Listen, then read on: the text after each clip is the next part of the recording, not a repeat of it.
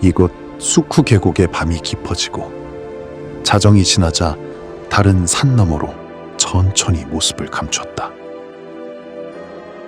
달빛이 사라진 하늘에는 어둠 속에 숨어있던 별들이 하나둘 모습을 드러내더니 이내 하늘 가득 쏟아져 내리기 시작했다. 그리고 마침내 눈앞에 펼쳐진 은하수. 마치 태어나 처음 마주한 하늘처럼 놀랍고도 황홀했다.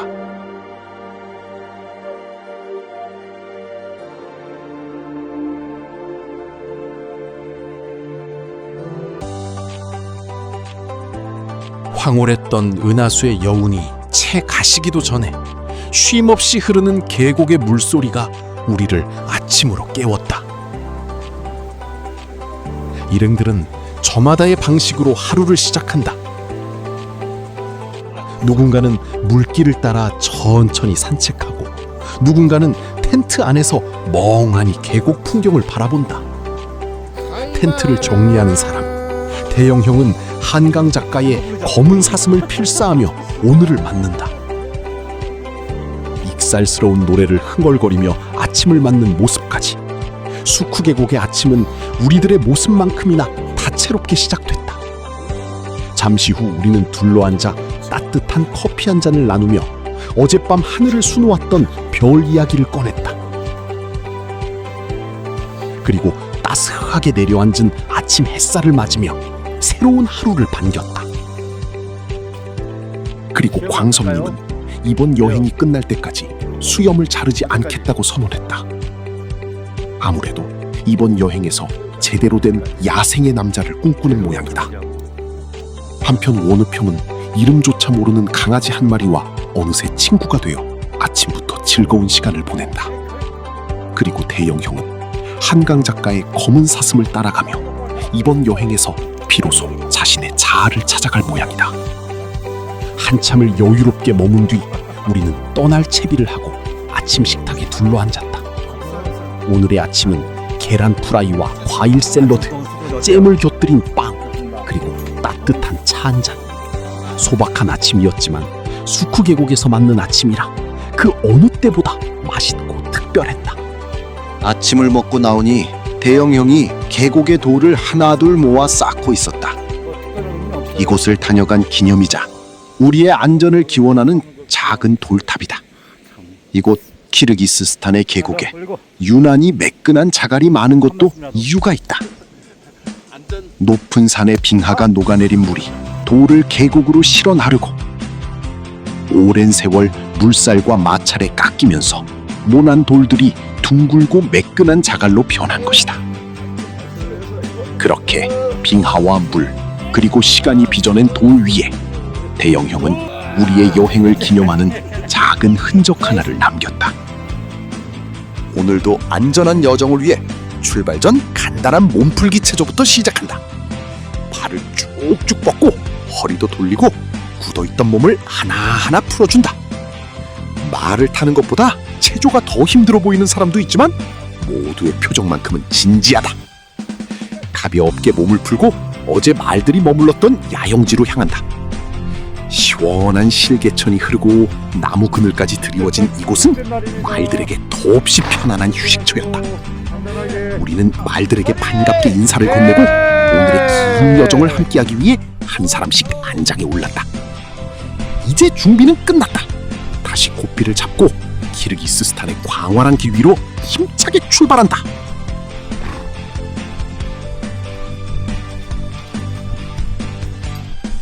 오늘 우리의 여정은 수크 계곡에서 시작한다. 시원한 계곡을 뒤로 하고 마을을 달려 부축고개를 넘어 카이라크 정상을 향한다. 그리고 다시 산길을 내려와 끝없이 펼쳐진 사랄라사지 초원지대로 이어지는 길. 오늘도 만만치 않은 길이지만 새로운 풍경과 또 다른 이야기를 만나기 위해 힘차게 출발한다. 출발한 지 얼마 되지 않아 작은 언덕 하나를 넘었다. 그런데 눈앞에 뜻밖의 풍경이 펼쳐졌다. 전주와 몇 채의 집, 그리고 작은 목장처럼 보이는 공간. 한참을 자연 속에서 지내다 보니 오히려 문명의 흔적이 더 낯설게 느껴진다. 사실 어제부터 우리는 통신도, 인터넷도 되지 않는 암흑 같은 시간 속에 있었다. 처음에는 답답했다. 연락도 할 수 없고 세상에서 무슨 일이 벌어지는지도 알 수 없었다. 그런데 시간이 지나면서 그 단절이 오히려 조금씩 편안하게 느껴지기 시작했다. 고립된 것이 아니라 오히려 세상으로부터 잠시 자유로워진 느낌이었다. 어쩌면 이것이 우리가 찾아온 진짜 야생의 삶인지도 모르겠다. 조금 더 길을 이어가던 중 저 멀리 라이딩을 준비하는 사람들이 눈에 들어왔다. 하이! 짧은 영어 인사를 건네자 서로 반갑게 손을 흔들며 인사를 나눈다. 알고 보니 이탈리아에서 온 라이딩 팀이었다. 누가 먼저랄 것도 없이 우리는 자랑스럽게 외쳤다. 코리아! BTS! 말 한마디로 한국의 위상을 마음껏 뽐내고 오랜만에 만난 사람의 흔적이 어찌나 반갑던지 한동안 웃으며 이야기를 나눴다. 그렇게 인사를 나누고 다시 출발하려는데 누군가 조심스럽게 한마디 한다. 이탈리아 사람들 앞에서는 절대 월드컵 이야기는 하지 마. 아마 이탈리아가 이번 월드컵에서 탈락했다는 이야기인 모양이다. 그런데 알고 보니 오늘이 바로 월드컵 결승전이었다. 어제부터 스마트폰이 먹통이 되면서 우리는 세상에서 무슨 일이 벌어지고 있는지 아무것도 알 수 없었다. 뉴스도 인터넷도 월드컵도 모른 채 그저 산과 말과 길만 바라보며 달리고 있었다. 그래, 이것이 우리가 찾아온 야생이다. 한참을 달리다 보니 저 멀리 한 사람이 반갑게 다가와 인사를 건넨다. 목장 주인인지 목동인지는 알 수 없지만 우리에게 아무 거리낌 없이 악수를 청한다. 이곳 사람들은 아이든 어른이든 누구를 만나도 자연스럽게 악수를 나누며 서로의 안부를 묻는 모습을 자주 볼 수 있었다. 우리의 마부와도 반갑게 인사를 나누며 길과 날씨, 주변 목장의 소식까지 이런저런 이야기를 주고받는다. 끝없이 펼쳐진 초원에서 사람을 만나면 반갑게 맞이하고 안부를 나누는 것. 그것이 이곳 사람들에게는 오래된 삶의 방식이자 따뜻한 전통인 듯하다. 낯선 우리에게도 먼저 손을 내밀어주는 사람들, 그 따뜻한 인사가 참 고맙고 반가웠다. 말을 타고 초원을 달리다 보니 어느새 우리도 이 넓은 초원의 점령군이 된 듯하다. 장군, 나를 따르시오. 전군, 앞으로. 누가 먼저랄 것도 없이 장난스러운 구호가 초원에 울려 퍼지고 서로를 놀리며 말 위에서 익살스러운 포즈도 취해본다. 광활한 초원을 달리는 순간만큼은 우리 모두가 진짜 장군이라도 된 듯하다. 우리가 달리고 있는 이 땅, 키르기스스탄. 앵콜. 이곳에는 아주 오래전부터 말과 함께 초원을 누비던 유목민의 역사가 이어져 왔다. 실크로드를 오가던 사람들의 길목이기도 했던 이곳은 수많은 민족과 문화가 만나고 지나간 땅이었다. 19세기에는 러시아 제국의 지배를 받기 시작했고 이후 소비에트 연방에 편입되어 긴 시간을 보냈다. 그리고 1991년 소련의 해체와 함께 마침내 독립국가가 되었다.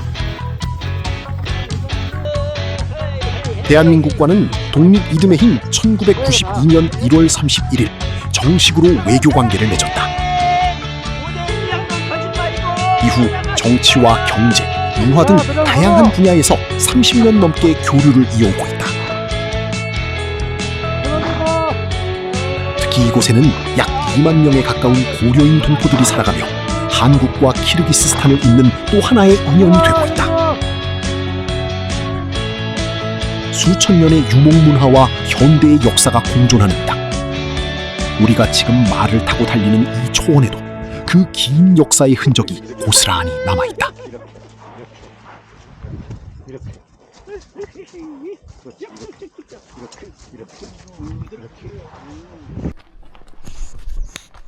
말을 타고 한참을 올라 몇 개의 고개를 넘으니 저 멀리 잔설을 품은 설산이 모습을 드러냈다.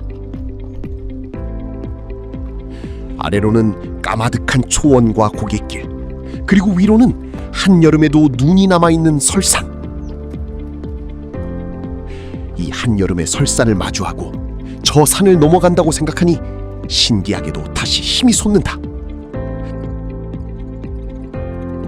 하지만 거친 오르막을 오르는 말들은 가쁜 숨을 몰아쉬며 힘겨워 보인다. 우리와 함께 길을 걷는 또 하나의 동반자다.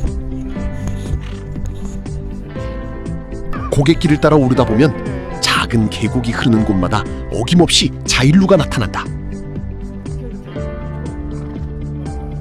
그곳에는 소와 말, 양을 키우며 살아가는 사람들이 있고 우리가 지나갈 때면 손을 흔들며 반갑게 맞아준다. 낯선 땅에 낯선 사람들인데도 그들의 환한 미소와 손짓은 이상하리만큼 낯설지 않았다. 끝없이 펼쳐진 초원에서 만난 사람들, 말 한마디 없이도 전해지는 따뜻한 인사가 우리의 여정을 더욱 특별하게 만들어주고 있었다. 그런데 말을 타고 가던 중 대영 형님과 명식 형님 사이에 웃지 못할 작은 해프닝이 벌어졌다.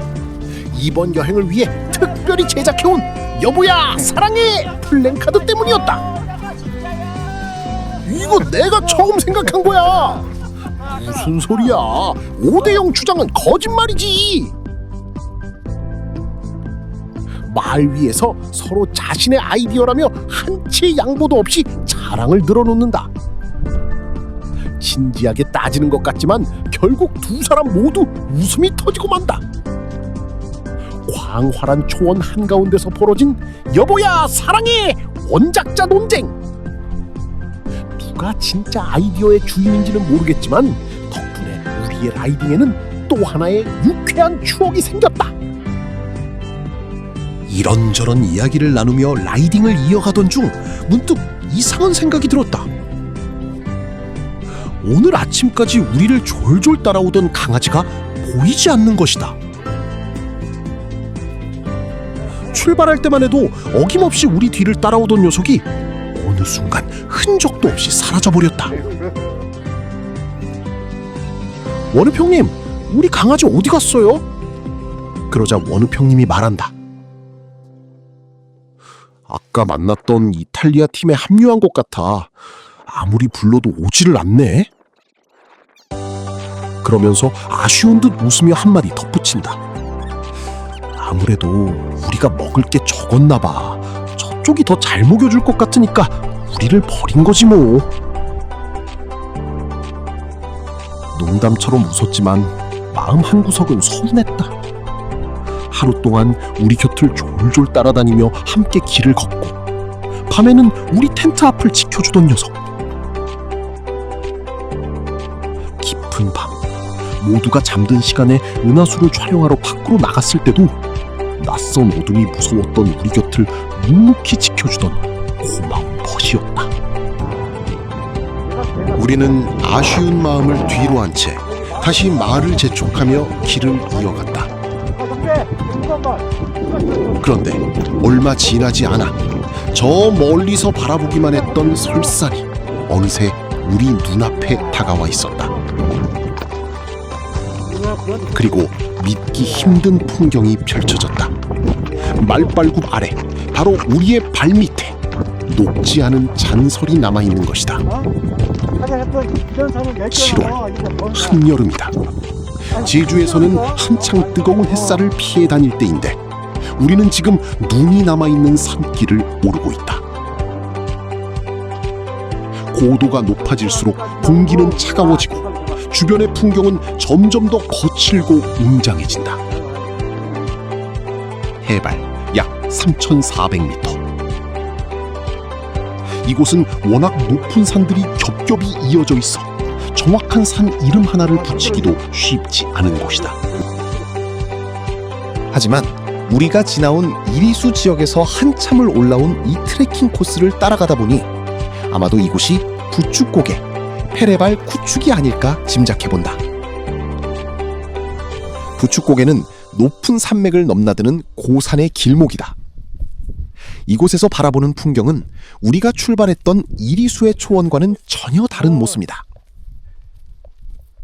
끝없이 이어지는 능선과 깊게 파인 계곡, 그리고 여름에도 녹지 않고 남아있는 잔설. 오랜 세월 동안 사람과 가축이 산을 넘나들며 만들어온 길 위에서 우리는 지금 말과 함께 또 하나의 고개를 넘고 있다. 숨이 조금씩 가빠지고 말들도 걸음을 늦추지만 눈앞에 펼쳐지는 풍경만큼은 힘들다는 생각조차 잠시 잊게 만든다. 저 아래 우리가 지나온 길을 바라보고 다시 저 너머의 산을 바라본다. 우리는 지금 키르기스스탄의 깊은 산속 해발 3,400m의 하늘 가까운 길을 지나고 있다. 우리는 정상 부근에 이르러 잠시 말에서 내려 휴식을 취했다. 그리고 배낭 속에 고이 간직해온 원정대 플랜카드와 여보야 사랑의 플랜카드를 꺼내 펼쳤다. 마치 오늘의 정상 탈환을 선언하듯 플랜카드를 높이 들고 각자의 방식으로 다양한 포즈를 취하며 이 순간을 사진 한 장 한 장에 담았다. 이상의 꽃님은 지금 벌써부터 카메라를 들어 주변을 둘러보니 말로는 도저히 표현하기 힘든 풍경이 펼쳐져 있었다. 360도 사방이 천산산맥의 거대한 능선으로 평풍처럼 둘러싸여 있다. 어디가 시작이고 어디가 끝인지 알 수 없다. 우리가 올라온 길도 이제 내려가야 할 길도 도무지 눈에 들어오지 않는다. 마치 세상과 동떨어진 곳, 세상의 중심에 우리 7명만 서 있는 듯한 느낌이었다. 그 순간 문득 영화 세상의 중심에서 사랑을 외치다의 한 문장이 떠올랐다. 내가 없어진 세상에도 당신이 있을 거라고 생각하면 내 세상은 당신으로 가득 차 있는 것과 같다. 지금 이 순간 우리의 세상도 그런 것 같았다. 끝없이 펼쳐진 산과 하늘, 그리고 그 한가운데 함께 서 있는 사람들. 어쩌면 여행이란 새로운 세상을 만나는 일이기도 하지만 그 세상 속에서 함께할 사람의 소중함을 다시 발견하는 일이 아닐까. 우리는 말없이 서로를 바라보며 웃었다. 누군가는 사진을 찍고, 누군가는 플랜카드를 다시 펼쳐들고, 누군가는 그저 말없이 주변의 풍경을 바라보았다. 그렇게 우리는 해발 3,400m 천산산맥 한가운데서 잊을 수 없는 우리의 정상 순간을 가슴 깊이 새기고 있었다.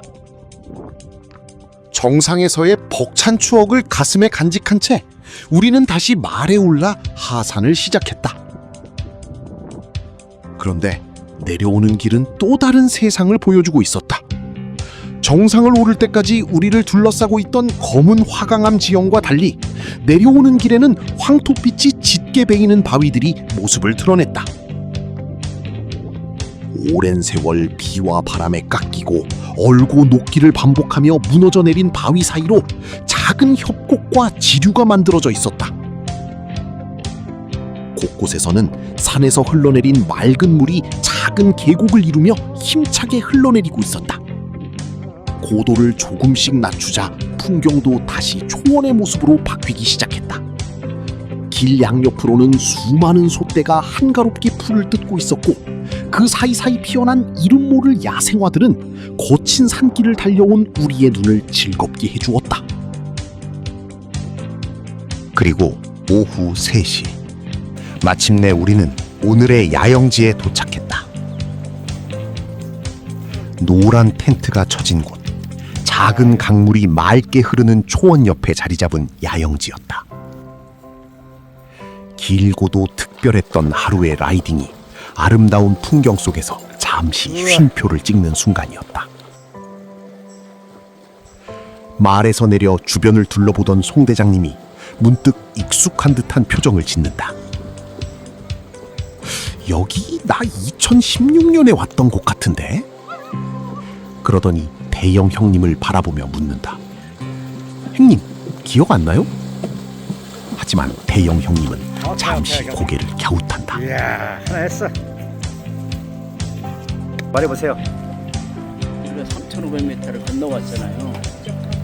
그 정상에서 바라본 그 천산 산맥의 그 웅장함, 거기를 말 타고 올라왔다는 것에 대해서는 저희 일생에 단 한 번일 것 같아요. 앞으로도 없을 거고 이전에도 없었고 그래서 너무 좋은 경험을 한 것 같아요. 제가 앞으로도 살아갈 날이 좀 많이 있는데 오늘을 생각하면서 험한 일을 잘 이겨나가겠습니다. 300은 오늘만 탔으면 좋겠습니다. 힘들어요. 먹었어. 안 해. 뭘 300? 오늘 300 탔잖아. 아, 그래서 산을 넘었구나. 내일도 산을 한번 넘어서 그 다음 날은 소코레스 꼭 자고 싶습니다.